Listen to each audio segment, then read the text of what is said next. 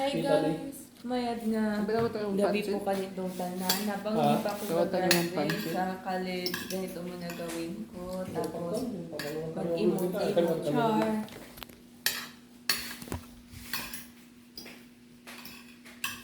Oo ang mga sinabi ng daddy ko.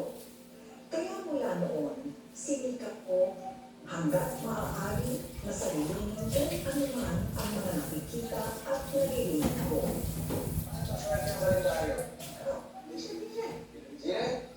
Ano? Kasi, lagi siyang waiting. Oo, di ba? Like ka ba?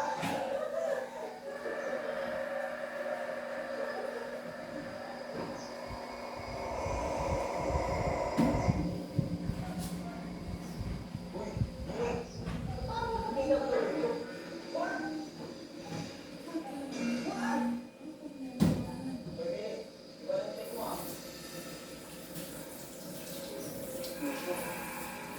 May multo, pre. Pre. May multo, tatagayin niya si Ani. Yung pre, ako. Talaga ako ng multo, pre. Tsaka minsan nakakausap ko din sila. Iwala ka naman. Ano na? Ayan. Ang tagal ng biruan natin, mananakot ka. Balik mo pa natin. Usap mo lang yung multo mo.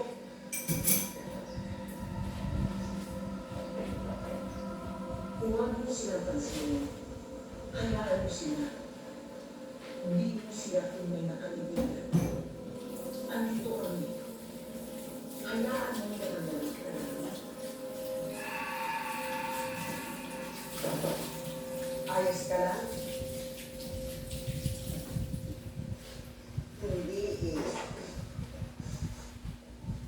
Anong problema?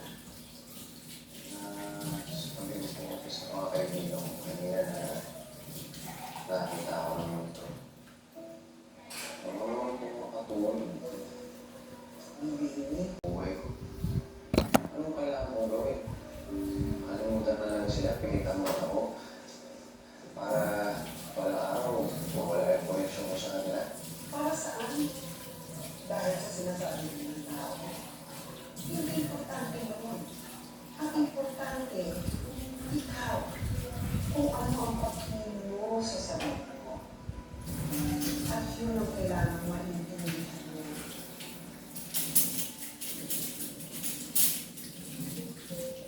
Gusto kita rin na mabuhay ng normal. Tanggapin mo ibang tao. Kaya hindi ako makinig kay mama ka. Sa mga sumunod na taon, sinubukan kong ibahin